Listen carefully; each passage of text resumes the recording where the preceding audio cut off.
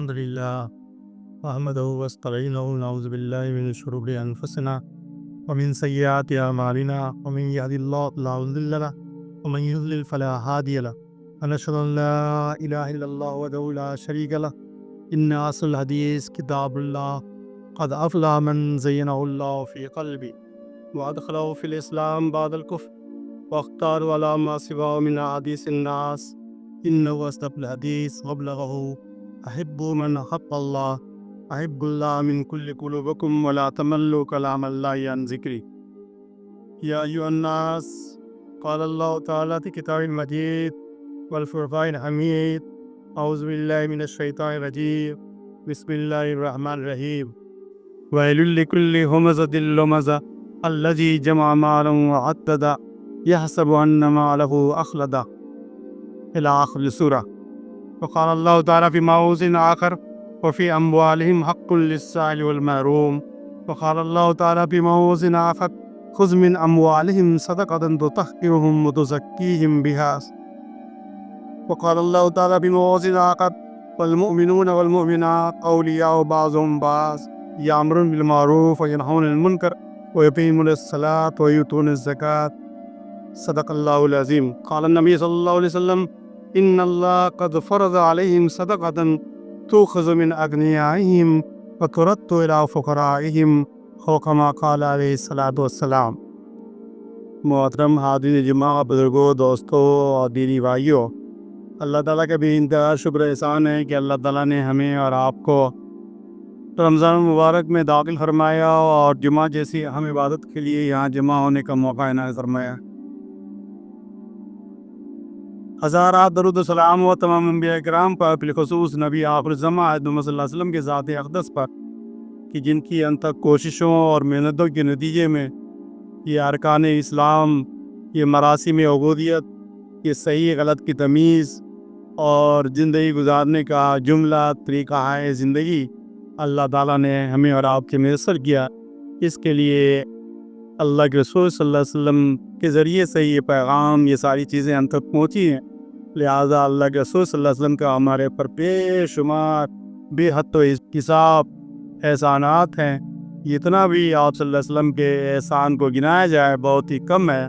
اس لیے ہمیں ہر وقت ہر آن اللہ کے رسول صلی اللہ علیہ وسلم کے احسان کو یاد رکھنا چاہیے اور آپ کے ذات اقدس پر درود و سلام بھیجنا چاہیے. اللہم صلی وسلم وبارک. حضرات، رمضان یعنی روزہ خود ایک مستقل عبادت ہے، ایک اسلام کا اہم رکن ہے. اس کے علاوہ ایک اہم رکن جو ہے وہ زکوٰۃ ہے، جس کا رمضان سے کوئی تعلق نہیں. رمضان ایک مستقل، ہم نے کہا کہ عبادت ہے، ایک ارکان ہے، اس رکن ہے اسلام کا. اور روزہ جو ہے ایک مستقل رکن ہے، ایک مستقل عبادت ہے، جن کا رمضان کے مہینے سے کوئی تعلق نہیں. اس میں شک صرف یہ ہے کہ آپ عاقل ہیں، بالغ ہیں، مسلمان ہیں، صاحب نصاب ہیں، جو نصاب کی مقدار مال ہے آپ کے پاس اور آپ کے مال کا سال گزر گیا ہے تو آپ کو جو ہے زکوٰۃ ادا کرنی. وہ شوال میں ہو جائے، سال گزر جائے، ذی القعدہ میں ہو، ذی الحجہ میں ہو، محرم میں ہو، سفر میں، جس مہینے میں بھی ہو. لیکن بالعموم ہمارے یہاں لوگ رمضان کے مہینے میں زکوٰۃ بھی ادا کرتے ہیں اور اس میں کوئی قباحت نہیں ہے. انہوں نے اپنے مال کو رمضان کے مہینے سے جوڑ رکھا ہے، حساب کتاب کو. رمضان کے مہینے میں بھی زکوٰۃ ادا کی جا سکتی ہے، بلکہ زیادہ بہتر اس لیے ہے کہ رمضان میں آپ جانتے ہیں کہ چھوٹی چھوٹی نیکیوں کے ثواب کئی گنا پڑ جاتا ہے. تو اللہ کی ذات سے یہی امید ہے کہ جو لوگ رمضان میں زکوٰۃ نکالتے ہیں اور ممکن ہے کہ اللہ تعالیٰ ان کی نیکیوں میں مزید اضافہ فرما دے. یعنی جو زکوٰۃ نکالنے کا ثواب ہے، لیکن رمضان مبارک کی وجہ سے رمضان میں نیکیاں کر رہے ہو تو ہو سکتا ہے یہ ثواب اور زیادہ بڑھ جائے. رمضان زکوٰۃ کے تعلق سے رمضان کے تعلق سے مختلف مواقع پر، نماز کے تعلق سے، رمضان کے تعلق سے گفتگو سنتے رہتے ہیں تو وہ ازبر ہوتا ہے. لیکن زکوٰۃ کے بارے میں بہت کم معلومات ہوتی ہے. اس لیے وہ جو صاحب نصاب ہوتے ہیں، جن کے اوپر زکوٰۃ فرض ہے، انہیں بھی صحیح معنوں میں ان کا شعور نہیں ہو پاتا۔ ایک بات تو یہ ہے کہ قرآن نے کہا کہ تباہی اور بربادی ہے ان لوگوں کے لیے جو لوگ ہومزہ اور لومزہ کے شکار ہیں، اور ان تباہی بربادی ان لوگوں کے لیے بھی ہے الذی جمع مالا وعددہ، جن لوگوں نے مال کو جمع کر کے رکھا اور اسے گن گن کر کے رکھا، جن لوگوں نے مال کو سینت کر کے رکھا ٹھیٹھ زبان میں اور اسے گن گن کر رکھا، تباہی بربادی ایسے لوگوں کے لیے بھی۔ اور اس کے بعد تو قرآن نے تباہی بربادی کا پوری تفسیر بیان کر دی ہے۔ تو وہ معلوم یہ ہوا کہ مال کو جمع کرنا اور اس کو سینت کر رکھنا، گن گن کر رکھنا، اور اس میں انفاق نہ کرنا، صدقہ نہ کرنا، زکوٰۃ نہ نکالنا، یہ تباہی اور بربادی کا سبب ہے۔ مال کمانے کے لیے کہیں تباہی بربادی کی بات نہیں کہی گئی ہے، مال حاصل کرنے کے لیے جائز طریقے پر کہیں تباہی بربادی کی بات نہیں کہی گئی، لیکن مال کو خرچ نہ کرنا صحیح مصرف میں، مال میں زکوٰۃ ادا نہ کرنا، انفاق نہ کرنا، اس کے لیے تباہی اور بربادی کی بات کہی گئی ہے۔ تو تمام لوگوں کو چونک جانا چاہیے جن کے پاس مال ہے اور انہوں نے مال کو جمع کر کے رکھا ہے، سینت کر کے رکھا ہے، گن گن کے رکھا ہے، وعددہ، وہ گن گن کے رکھتے ہیں، اس کو ہر دن چیک کرتے ہیں کہ کتنا بیلنس بڑھا، کتنا کتنا مال آیا، نہیں آیا تو کبھی افسوس مانتے ہیں۔ تو انہیں وہ ایسے لوگوں کے بارے میں کہا گیا ہے کہ وہ ویل لکل ہمزۃ لمزہ الذی جمع مالا وعددہ۔ ایسے لوگوں کو جاننا چاہیے کہ فی اموالہم حق للسائل والمحروم، کہ آپ کے مال میں، ہمارے مال میں، ہر صاحب مال کے مال میں گویا محروم کے لیے، جن لوگوں کو مال نہیں دیا گیا ہے، مال نہیں ہے، ان کے لیے اور ہر مانگنے والوں کے لیے ان کے مال میں حق موجود ہے۔ یہ مال سے تو آپ کا نہیں ہے، ہمارا نہیں ہے۔ جو لوگ مال سے محروم رکھے گئے، دوسرے الفاظ میں کہیں غریب ہیں، مسکین ہیں، محتاج ہیں، ضرورت مند ہیں، تو ان لوگوں کا بھی حصہ ہمارے مال میں ہے۔ لفظ بڑا محتاط استعمال کیا قرآن مجید میں، یہ کوئی نہ سمجھے کہ یہ مال آپ کا ہے۔ کہا گیا ہے کہ تمہیں کیا ہو گیا کہ تم اللہ کے راستے میں مال خرچ نہیں کرتے ہو؟ یہ زمین و آسمان کی میراث یہ اللہ تعالیٰ کی ہے، میراث اللہ تعالیٰ کی ہے۔ تو زمین و آسمان کی میراث اللہ کی ہے، مال اللہ کا ہے۔ آپ کے جو مال ملا ہے وہ بھی اللہ تعالیٰ کی طرف سے ملا ہے۔ آپ کی اور ہماری کوششوں سے کتنے لوگ کوشش کرتے ہیں، ناکام ہو جاتے ہیں۔ لہذا اس مال میں سائل کے لیے اور محروم کے لیے گویا حق ہے۔ اس میں چنانچہ یہ ہے کہ رسول اللہ صلی اللہ علیہ وسلم کو حکم دیا کہ خذ من اموالہم صدقۃ تطہرہم وتزکیہم، کہ آپ جو ہے صاحب مال سے، ان کے مال میں سے زکوٰۃ دیجیے اور ان کو پاک کیجیے، ان کو بھی اور ان کے مال کو بھی پاک کیجیے اور ان کا تزکیہ کیجیے۔ کہ مال کے بھی پاک کرنے کا اور صاحب مال کو ہی پاک کرنے کا اگر کوئی ذریعہ ہے تو وہ زکوٰۃ ہے۔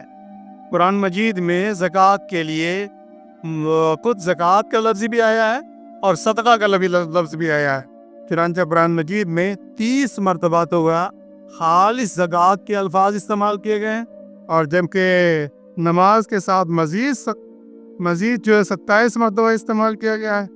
زکوٰۃ کا لفظ نماز کے ساتھ 27 مرتبہ استعمال کیا گیا ہے، اور صدقہ کا لفظ 12 مرتبہ استعمال کیا گیا ہے۔ اس سے آپ زکوٰۃ کی اہمیت کو سمجھ سکتے ہیں۔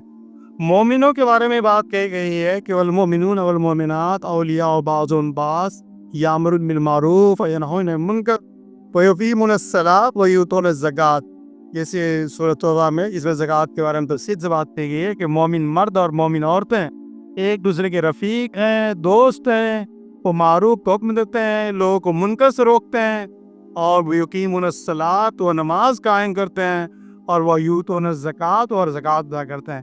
تو وہ مومن کی پہچان یہ ہے کہ جہاں وہ ایک مسلمان کے لیے رفیق ہیں، وہیں پر وہ معروف کا حکم دینے والا، منکر سے روکنے والا، اور ان کی ایک پہچان یہ ہے وہ اقامت صلاۃ کرنے والے ہوتے ہیں اور ایتاء زکوٰۃ کرنے والے ہوتے ہیں۔ یہ زکوٰۃ جو ہے، یہ اس کا معنی، اس کو اللہ کے رسول صلی اللہ علیہ وسلم کی جو حدیث ہم نے پڑھی ہے اس میں کہا گیا ہے کہ ان اللہ قد فرض علیہم صدقۃ تؤخذ من اغنیائہم وترد علی فقرائہم، کہ اللہ تعالیٰ نے تمہارے اوپر صدقہ کو زکوٰۃ کو فرض کیا ہے کہ تمہارے اغنیا سے تمہارے مالداروں سے لیے جائیں گے اور تمہارے فقراء کے اوپر یہ زکوٰۃ خرچ کی جائے گی. یہ زکوٰۃ ان کو لوٹائے جائیں گے, فقراء کو لوٹائے جائیں گے. زکوٰۃ کے معنی تو یوں نشو و نما کے ہوتے ہیں, نفس کا تزکیہ کا ہوتا ہے, مال کا تزکیہ کا ہوتا ہے. تزکیہ کا لفظ خود قرآن مجید میں موجود ہے, جو نفوس کی تزکیہ کے لیے اسی سے یہ زکوٰۃ کا لفظ بھی ہے. تو گویا مال کا بھی تزکیہ اور انسانوں کا تزکیہ اس کے ذریعے مطلوب ہے. جو لوگ اپنے مال سے زکوٰۃ نہیں نکالتے اس کا مال بھی ناپاک ہوتا ہے اور وہ آدمی بھی ناپاک ہوتا ہے. لہٰذا مال اسی لیے اس کا معنی ہی ہے گویا تزکیہ کے پاک صاف کرنے کی. دوسرا معنی نشو و نما دینے کے. عرف عام میں تصور یہ ہے کہ مال نکال دینے کے بعد یا مال جو خرچ کرتے ہیں اس سے مال گھٹ جاتا ہے, لیکن قرآن نے ایک دوسرا ہی معنی بتایا ہے. یہ تو مال میں اضافہ ہوتا ہے, نشو و نما پاتا ہے, ڈیولپمنٹ ہوتا ہے, ترقی ہوتی ہے. لہذا کبھی بھی یہ تصور جو ہے کہ زکوٰۃ نکالنے سے مال گھٹ جاتا ہے, یہ بہت ہی غیر دینی تصور ہے, غیر اسلامی تصور ہے, غیر وہ فطری تصور ہے. لہذا زکوٰۃ نکالنے سے مال کم نہیں ہوتا ہے, مال میں نشو و نما وہ پایا جاتا ہے. زکوٰۃ کا جو مقصد ہے ایک تو یہ ہے کہ نشو و نما دینا ہے اور دوسرا پاک کرنا ہے, اور اس کا اجتماعی مقصد یہ ہے کہ سماج سے غربت کا خاتمہ, غریبی اور امیری کی تفریق جو ہے وہ کم ہو, ختم ہو, سرمایہ دار امیر لوگ امیر ترین نہ ہوتا چلا جائے اور غریب جو ہے غریب تر نہ ہوتا چلا جائے. یہ زکوٰۃ کا بنیادی مقصد ہے. اس مقصد کو ملحوظ رکھنا چاہیے. سورہ عشر میں یہ بات بہت ہی تفصیل کے ساتھ کہی گئی ہے. پہلا یکون دغلۃ بین الاغنیاء منکم, کہ سورہ عشر میں یہ بات کہی گئی ہے کہ تاکہ تمہارے مال جو ہے تمہارے اغنیاء کے درمیان, امیروں کے درمیان گردش نہ کرتا رہے. وہ مال نکال کر کے گویا ان کے فقراء کو دیا جائے تاکہ فقراء کی غربت کم ہو, افلاس میں کمی آئے, اور وہ امیروں کے درمیان ہی مال نہ گھومتا رہے. سرمایہ دارانہ نظام کی ایک بڑی خرابی یہ ہے کہ ان کے یہاں مال جو ہے صرف امیروں کے درمیان گھومتا رہے. چند لوگوں کے ہاتھوں میں مال رہے گا, باقی لوگ وہ غریب رہیں گے. اسلام کا تصور یہ ہے کہ نہیں, مال یہ گردش کرتا رہے گا, امیروں کے ہاتھ سے بھی نکلے گا. امیر کو غریب بنانا مقصود نہیں ہے, لیکن جو غریب ہے ان کی غربت کو ختم کرنا ہے, ان کو اوپر اٹھانا ہے, تاکہ سماج سے یہ جو معاشی ہم آہنگی ہے اس کو دور کیا جا سکے اور غریب کو گویا معیار تک اوپر اٹھایا جائے. چنانچہ اسی لیے قرآن نے اس کو دینی اخوت کی بنیاد قرار دیا, کہا کہ فَإِن تَابُوا وَأَقَامُوا الصَّلَاةَ وَآتُوا الزَّكَاةَ فَإِخْوَانُكُمْ فِي الدِّينِ. کہ کوئی آدمی کافر ہے, مشرک ہے یا دین سے دور ہے, اگر وہ تائب ہو جاتا ہے اور توبہ کرتا ہے اور اقامت صلاۃ کرتا ہے, وہ زکوٰۃ دیتا ہے, وہ تو فَإِخْوَانُكُمْ فِي الدِّينِ, تو وہ تمہارا دینی بھائی ہے. گویا ایسے لوگ, تو یہ اخوت کی بنیاد ہے یہ. لہٰذا زکوٰۃ کو معمولی بات نہیں سمجھنا چاہیے. تو لہٰذا جو کوئی آپ کا بھائی اگر غریب ہے تو ان کی غربت کا خاتمہ ہونا چاہیے. دینی بھائی ہے تو ان کی غربت کا خاتمہ, ان کو بھی مین اسٹریم میں لانا چاہیے, ان کو بھی آگے اٹھانا چاہیے. چنانچہ دوسری کمیونٹی میں بھی تصور پایا جاتا ہے. لوگ کہتے ہیں پتہ نہیں کتنا صحیح ہے کتنا غلط, کسی نے سکھ لوگوں کو جگہ بھیک مانگتے ہوئے نہیں دیکھا. چنانچہ ان کے یہاں تصور پایا جاتا ہے جو ہمارا بھائی ہے ان کو وہ ان کی غربت کو ختم کرنا ہے, ان کو اپنے معیار تک لانا ہے. اور اسلام کہتا ہے کہ وہ تمہارا دینی بھائی ہے, اگر تائب ہو جاتا ہے تو اقامت صلاۃ کرتا ہے, زکوٰۃ دیتا ہے, تو وہ اخوانکم فی الدین ہے. تو لہٰذا یہ بہت بڑی بات ہے, اور اس کو تمام انبیاء کرام کو اسی لیے یہ زکوٰۃ کا جو تصور ہے, اس تصور کو تمام انبیاء کی امتوں پر یہ تصور جو ہے واضح کیا گیا, انہیں فرض کیا گیا. بہرحال مختصر وقت میں یہ ہے کہ مولانا ابوالکلام آزاد کا بہت ہی معروف جملہ ہے. وہ کہتے ہیں کہ مسلمانوں کے اجتماعی فلاح و صلاح بجز اس کے کسی دوسرے معاملات کا موجود نہیں ہے جو قرآن کے ہر صفحہ پر لکھا ہوا ہے. وہ کیا لکھا ہوا ہے؟ تم دیکھو گے کہ ہر صفحہ پر تم کو, یعنی ہر صفحہ مطلب تھوڑی دور پر تھوڑے دوری کے ساتھ اقامت صلاۃ اور ایتاء زکوٰۃ کا حکم ملے گا۔ یہی تو مسائل ایسے ہیں جن کو تم نے سب سے زیادہ غفلت کے شکار بنا رکھا ہے یا غفلت کے حوالے کر رکھا ہے۔ قرآن نے اس مسئلے پر سب سے زیادہ زور دیا ہے، سب سے زیادہ تاکید کی ہے، مگر انہی دونوں مسائل کو تم نے سب سے زیادہ پس پش ڈال دیا ہے، سب سے زیادہ غفلت کے نظر کر دیا ہے۔ جو غفلت انکار تو نہیں لیکن قریب انکار ضرور ہے، یہ مولانا ابوالکلام آزاد کا جملہ ہے۔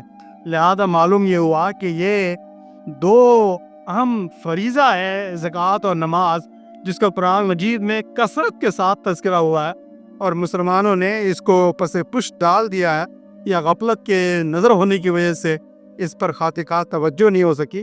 اور چنانچہ یہ ہے کہ ایسے لوگوں کے بارے میں جو لوگ نماز پڑھتے ہیں یا دوسرے کام ارکان اسلام ادا کرتے ہیں، زکوٰۃ ادا نہیں کرتے، تو حضرت ابوبکر اللہ کا تو اعلان ہے کہ ان لوگوں سے ہم جہاد کریں گے۔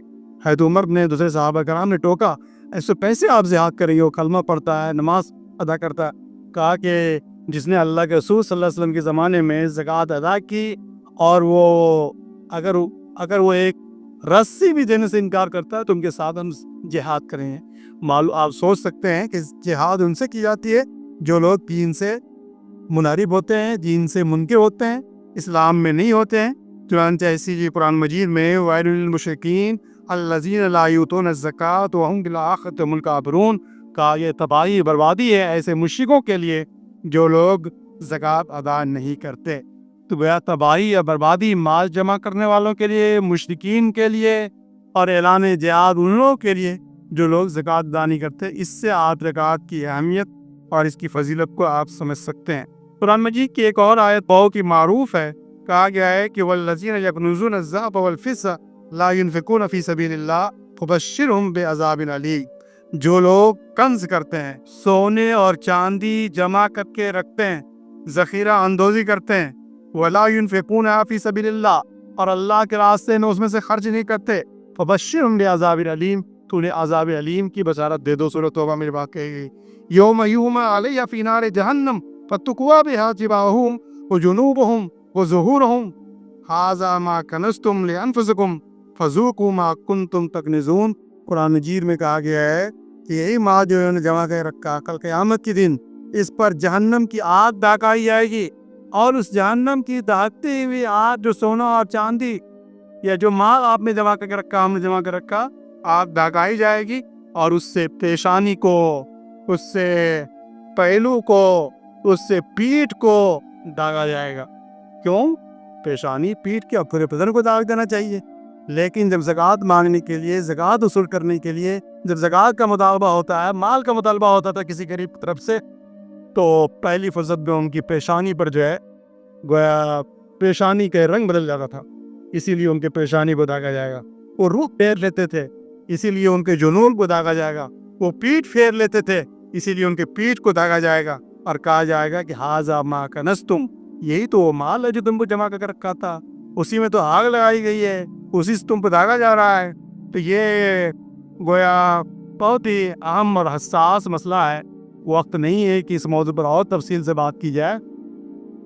جو لوگ نصاب کس کو کہتے ہیں؟ نصاب کہتے ہیں کہ جن کے پاس 52.5 تولہ چاندی اور 7.5 تولہ سونا کے بقدر، اگر ان کے پاس سونا یا چاندی ہو یا اس کے بقدر ان کے پاس مالیت ہو، تو اس میں ان کو زکوٰۃ ادا کرنی ہے۔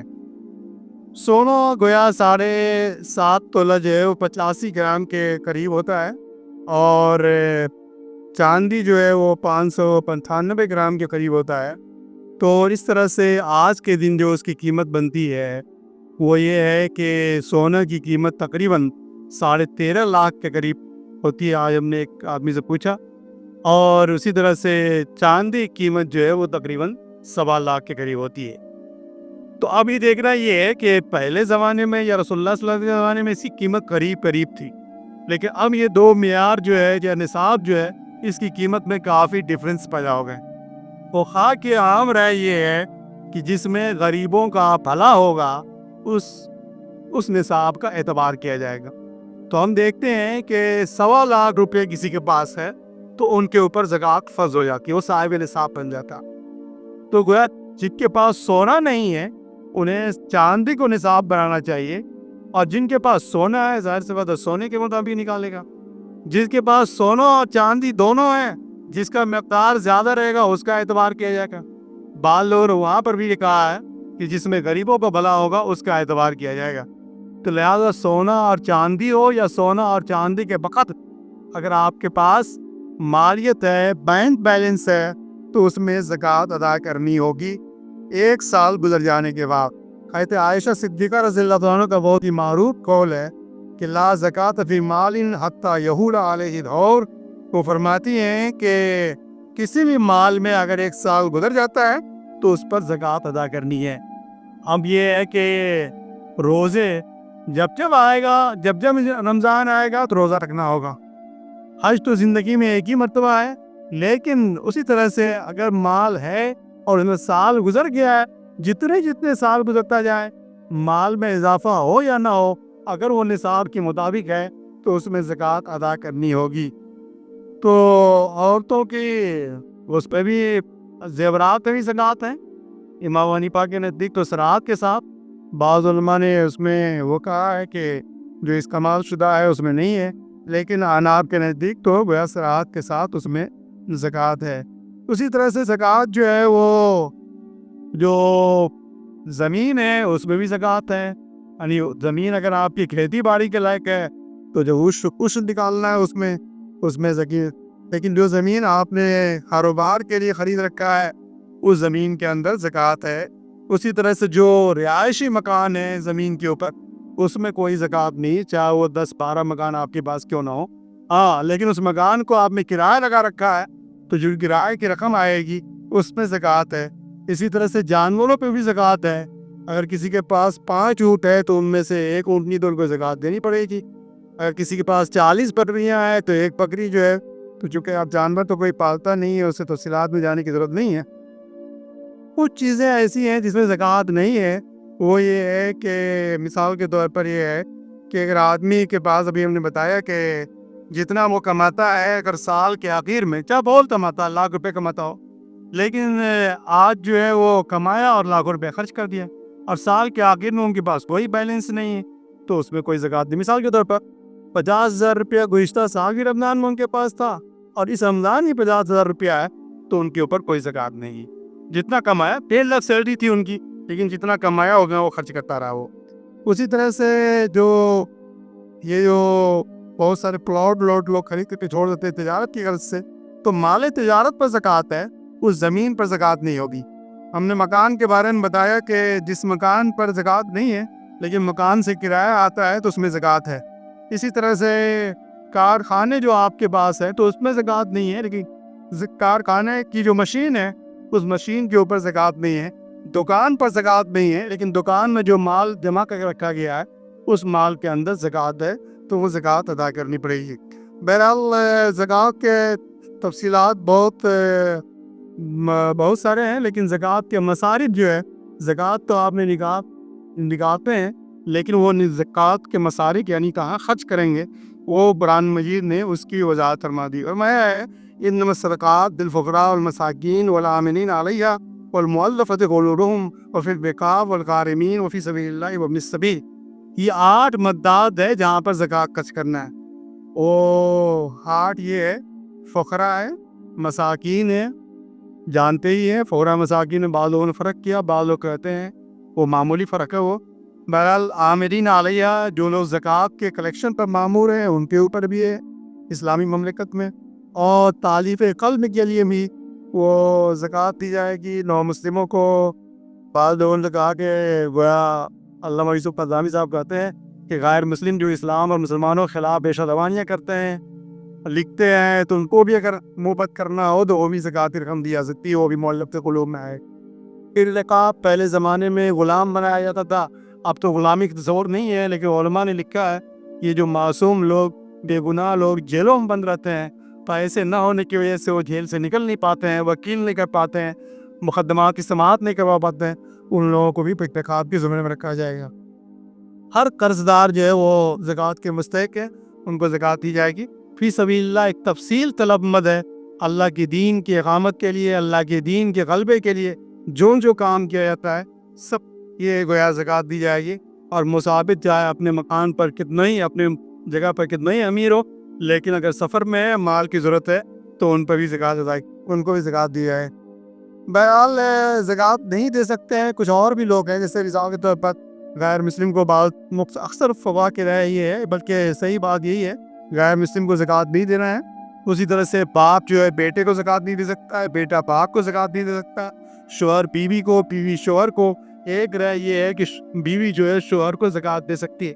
اس کا لاجک یہ ہے کہ جن کی کفالت آپ کے ذمے ہے ان کو آپ زکوٰۃ نہیں دے سکتے ہیں۔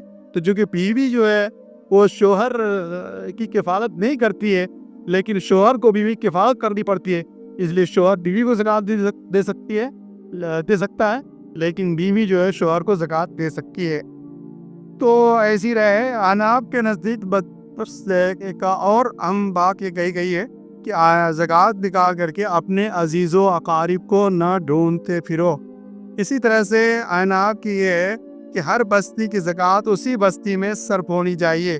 اس رائے کی تائید امام مالک، سفیان ثوری رحمۃ اللہ علیہ وغیرہ نے بھی کی ہے۔ بعض لوگ یہ کرتے ہیں، خود زکوٰۃ نکالتے ہیں، خود خرچ کرتے ہیں، نتیجہ یہ ہے کہ وہ زکوٰۃ جو ہے کما حق کو مؤثر نہیں ہوتی۔ مسجد کے گیٹ پر دیکھ لیجئے، یہاں پر رمضان کٹ ہر سال بانٹتے ہیں اور کے لوگ بانٹتے ہیں۔ جتنے لوگ گزشتہ سال آتے ہیں زکوٰۃ کٹ لینے کے لیے، اس سال بھی اتنے ہی لوگ آتے ہیں۔ جتنے لوگ 10 سال پہلے مسجدی گیٹ پر تھے، آج بھی اتنے ہی لوگ ہیں۔ یہ غربت ختم نہیں ہو رہی ہے کہ زکوٰۃ کا ایک عام مقصد یہ ہے، بلکہ صحیح معنوں میں صحیح مقصد یہ ہے کہ غربت کا خاتمہ ہونا چاہیے۔ یہ غربت کا خاتمہ اسی وقت ممکن ہے جب اس کا اجتماعی نظم کیا جائے گا۔ تمام عبادت اسلام میں اجتماعیت کے ساتھ ادا کی جاتی ہے۔ رمضان کے روزے آپ دیکھتے ہیں، اسی مہینے میں سارے مسلمان ساری دنیا میں ادا کرتے ہیں۔ اسی طرح سے افطار کا اور سحری کو سب کا ایک ہوتا ہے یہاں ایک شہر میں۔ اسی طرح سے آپ نمازوں کے بارے میں، فرض نماز لازم آپ کو مسجد میں جماعت سے زیادہ ادا کرنی ہے۔ بدقسمتی کی بات یہ ہے کہ صرف ہم لوگ زکوٰۃ ادا نہیں کرتے اجتماعیت کے ساتھ، نتیجہ یہ ہے کہ وہ زکوٰۃ ہماری مؤثر نہیں ہوتی۔ یہ عاملین علیہا کا جو حکم دیا گیا ہے، جب زکوٰۃ اجتماعی طور پر ادا ہی نہیں کیا جائے گا تو عاملین کیسے رہے گا؟ اس کا امت ایٹومیٹک ختم ہو جائے گا۔ خصوصاً من اموالہم کا جو حکم رسول اللہ علیہ وسلم کو دیا گیا کہ آپ زکوٰۃ کلیکشن کیجئے، اصول کیجئے، لوگوں سے لیجئے، تو لیا کیسے جائے کہ جب اجتماعی نظم رہے گا تبھی تو لیا جائے گا۔ احناف کہ یہاں آپ کو معلوم ہے پرانے تحقیقی کی کتابوں میں لکھا ہوا ہے کہ جمعہ کی نماز بغیر شہر کے اور بغیر سلطان کے نہیں ہو سکتی، ان کے شرائط میں لکھے ہوا۔ لیکن اب تو گاؤں گاؤں جمعہ کی نماز ہوتی ہے، ہر محلے میں جمعہ کی نماز ہوتی ہے، وہاں تو سلطان اور اس کا کوئی شرط نہیں۔ مولانا ابوالکلام آزاد لکھتے ہیں جب سلطان کے بغیر اور شہر کے بغیر آپ جمعہ قائم کر سکتے ہیں تو اسلامی مملکت کے بغیر آپ کیوں زکوٰۃ کا اجتماعی نظم قائم نہیں کر سکتے؟ اور ساری برکت ختم ہو جاتی ہے جب ہم زکوٰۃ کا اجتماعی نظم قائم نہیں کرتے۔ مولانا نے تو بہت ہی تفصیل کے ساتھ لکھا ہے، انہوں نے غیرت دلائی ہے کہ 2-4-5 آدمی کو ہر محلے میں، ہر سماج میں کھڑا ہونا چاہیے اور زکوٰۃ کا اجتماعی نظم کرنا چاہیے، اسی سے یہ غربت کے خاتمہ ہوگا۔ بہت سارے لوگ ایسے ہیں جو زکوٰۃ پیسے ان کے پاس، انہیں شعور ہی نہیں ہے، جب تک اجتماعی نظم نہیں ہوگا، کوئی بتانے والا نہیں ہوگا، ان کا نہ صحیح سے حساب کرتے ہیں نہ صحیح سے زکوٰۃ نکالتے ہیں۔ جب اجتماعی نظم ہوگا، کوئی بیت المال کا انتظام ہوگا، وہاں پر زکوٰۃ کی رقم ڈالی جائے گی، تب جا کر کے ایسے لوگ حساب کر کے اپنی زکوٰۃ نکالیں گے۔ تو زکوٰۃ ایک عام فریضہ ہے، اور بھی تفصیلات اس میں بیان کی جا سکتی ہیں، تو اس کو آپ پڑھیے، سمجھیے اور اس فریضے کو دینی اسپرٹ کے ساتھ، اسلامی اسپرٹ کے ساتھ ادا کیجیے۔ حضرت عمر رضی اللہ عنہ کا زمانہ آتے آتے کوئی زکوٰۃ لینے والا نہیں بچا تھا۔ ہمارے یہاں یہ ہے کہ ہر دن زکوٰۃ نکالی جاتی ہے، کہا جاتا ہے کہ ہندوستان میں 15,000 کروڑ روپے سالانہ زکوٰۃ کی رقم نکلتی ہے، جبکہ صحیح فگر نہیں ہے، لیکن اس کے باوجود غربت ختم نہیں ہو رہی ہے۔ لہٰذا غربت کو ختم کرنے کے لیے، افلاس کو کم کرنے کے لیے بہتر ہے کہ زکوٰۃ کا اجتماعی جمع و صرف کا نظم قائم کیا جائے۔ اللہ تعالی ہم سب لوگوں کو توفیق عطا فرمائے، زکوٰۃ کو سمجھنے اور اس کو پڑھنے اور اس کو اسلامی اسپرٹ اور روح کے ساتھ ادا کرنے کی اللہ تعالی ہم لوگوں کو توفیق نصیب فرمائے۔ آمین۔ تقبل منا انک انت السمیع العلیم وتب علینا انک انت التواب الرحیم۔